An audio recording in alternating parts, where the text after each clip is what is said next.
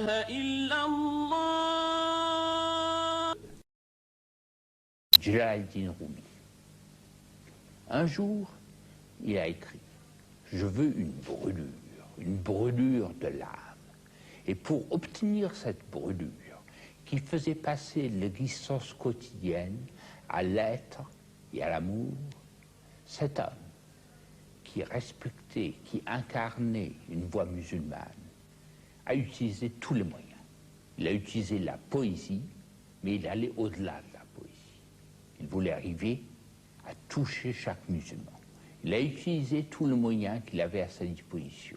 La musique, la danse, la pensée.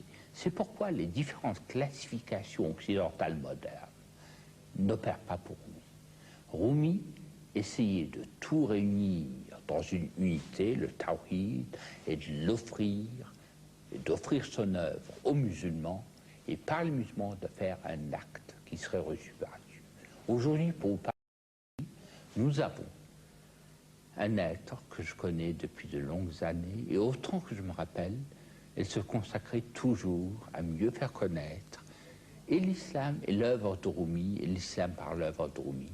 Il s'agit d'Eva de Vitré, qui porte en plus le nom musulman de Hajjat Awa, parce qu'elle était 2 fois en pèlerinage, et elle va parler de Rumi. Et nous avons également un frère, Rahmatullah, qui a déjà contribué sur la pensée d'Iqbal, professeur au Pakistan. Il est bien placé également pour nous parler du rayonnement de l'œuvre et de la pensée de Rumi dans le monde musulman. La première question, évidemment, que je poserai à Eva est bien entendu, qui était Rumi? Comment peut-on le situer? Jalaluddin Rumi, bon, je vais donc faire un esquisse très brève de sa biographie. Jalaluddin Rumi est né en 1209 dans le Khorassan, qui était d'ailleurs la patrie de très grands écrivains, de très grands penseurs, dont vous avez sans doute déjà eu l'occasion de parler. Et il a dû fuir devant l'invasion mongole menaçante qui déferlait à ce moment-là sur le monde. Il a fui avec sa famille. Son père, qu'on appelait le sultan des savants, le sultan al-Ulama, était un très grand théologien, un très grand mystique, et il était le premier maître de Rumi. Donc la famille est partie. Rumi était enfant, ils ont d'abord fait le pèlerinage à la Mecque, ils sont allés à Nishapur, où Rumi, qui s'appelait Jalaluddin et qu'on a appelé Rumi parce qu'il s'est fixé ensuite à Byzance, enfin dans le domaine de Byzance, qu'on appelait le Roum, n'est-ce pas, l'empire de Roum.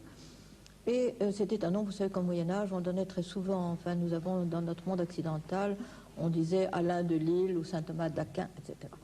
Bon, donc son nom était Jalaluddin, il est arrivé avec sa famille à Konya, qui était un haut lieu, qui est devenu surtout un haut lieu de l'esprit grâce à lui, mais qui était déjà une ville très étrange parce que c'était un creuset de civilisation. Ça a été l'iconium de Saint-Paul et la première ville du monde évangélisée.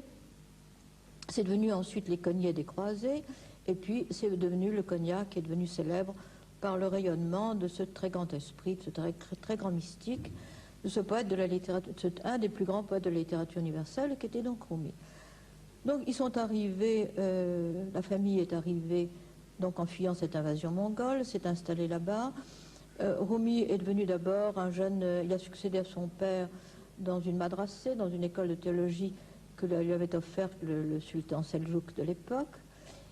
Et puis son père est mort et lui-même semblait destiné à avoir, on l'a vu, d'un jeune maître un petit peu comme ceux de nos théologiens de la Sorbonne, donc XIIIe siècle, quand une rencontre a bouleversé sa vie, l'a transformé, lui a fait, il dit, toute ma vie tient en quelques mots, j'ai été cru, j'ai été cuit, maintenant j'ai été brûlé, et maintenant je suis consumé. Cette rencontre, c'était celle d'un derviche errant du nom de Shams, auquel il a consacré un divan dont j'ai la joie de traduire un certain nombre de poèmes. Et là, à la suite de cette rencontre qui l'a complètement transformé, il est devenu un très très grand mystique, il est devenu un très grand poète, et il a consacré tout le reste de sa vie à chanter cet amour divin qu'il avait découvert grâce à cette rencontre. L'amour divin est l'un des thèmes centraux de l'œuvre de Rumi. Cet amour, il a essayé de le faire partager par la poésie, mais aussi par la musique, par la danse. Il rappelait à chacun son origine d'être créé par Dieu, et peut-être, étant donné l'importance de la musique et de la danse dans l'œuvre de Rumi, peut-être M. Rahmatullah voudrait-il en dire quelques mots. C'est-à-dire, Rumi pensait que tous les chemins mènent à Dieu. Et lui, il a celui de la danse et de la musique. Il explique le lien entre l'esthétique et la métaphysique et la raison qui attire l'homme religieusement conscient vers la musique par ces quelques lignes. Celui qui aime alimente son amour en prêtant l'oreille à la musique, car la musique lui remémore les joies de sa première union avec Dieu.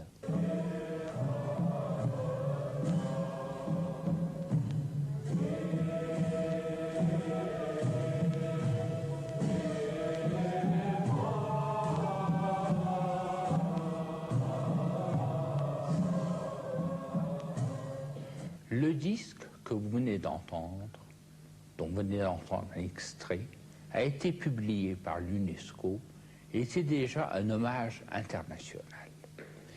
Et quand j'ai été envoyé dans le temps où j'appartenais encore à cette organisation pour faire venir les derviches à Paris, c'était l'époque du Théâtre des Nations, j'étais gêné et je posais la question aux derviches.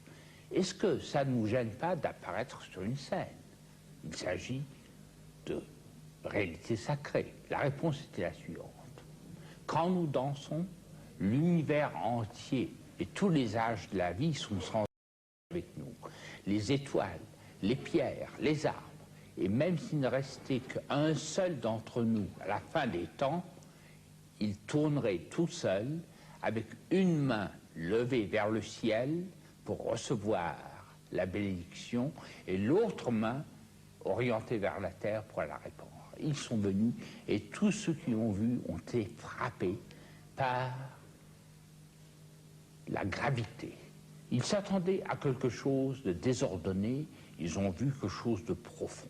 Cette universalité de Rumi, même pour le public non averti, représente l'un des aspects importants. Et je voudrais que, dans cette dernière question, et nous avons très peu de temps pour en parler, nous parlions de cette universalité. Pourquoi Rumi touche-t-il tous les êtres au monde et les atteint-il directement, musulmans ou non?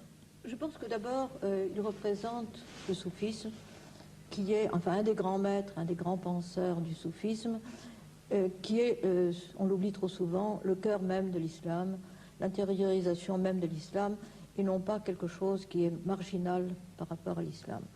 C'est un islam profondément vécu dans l'intérieur de l'âme. Vous parliez tout à l'heure de cette brûlure du cœur. Elle est très caractéristique de toute l'œuvre de Rumi qui a été, à la suite de cette rencontre décisive avec ce grand maître Shamsuddin de Tabriz, a été vraiment brûlé et consumé, comme il a dit lui, l'amour divin. Et là est déjà un des aspects de cet universalisme. Un autre aspect, je crois, c'est que vous faisiez tout à l'heure allusion à cette louange de l'homme, l'homme qui est le reflet de Dieu, comme un reflet dans un miroir, dit Rumi. Et cet homme qui devient le témoin de l'universel, Rumi étant lui-même par excellence un témoin de l'universel. Vous savez qu'au XIIIe siècle, c'est-à-dire donc du temps de Saint-Louis en France, eh bien, Rumi parlait de la fission de l'atome comme un physicien de notre temps, disait que quand on couperait un atome, on nous trouverait un soleil et des planètes tournant autour, et qu'il fallait prendre garde, car de cet atome pouvait sortir un feu capable de brûler le monde. C'est donc une espèce de préscience extraordinaire sur à la fois la grandeur de l'univers, qui est à la fois les constellations et l'atome, avec l'homme qui est au centre de l'univers, nous dit Rumi, comme un isthme entre la lumière et l'obscurité, et qui doit être témoin de l'universel. En cela, Rumi est un témoin de l'universel.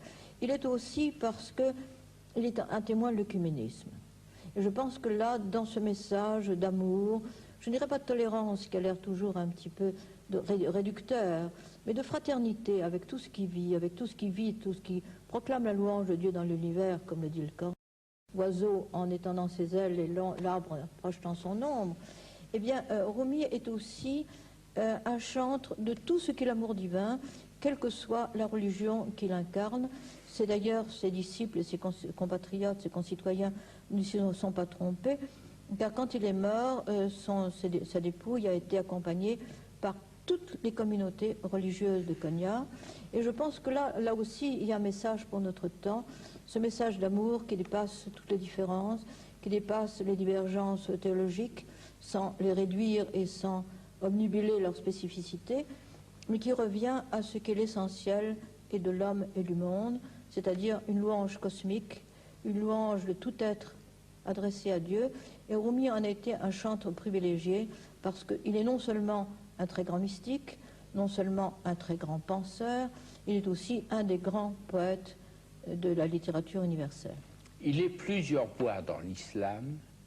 La voix de Rumi a réussi à toucher beaucoup d'êtres au monde et peut-être, en dépit des quelques minutes que nous avons, voudriez-vous continuer à vous renseigner sur Rumi. Et justement, Eva de Vitré a écrit un livre très simple qui situe Rumi dans son temps et dans l'univers, qui est une introduction à son œuvre qui est apparue au Seuil dans la collection des maîtres spirituels. Il a écrit quelques livres.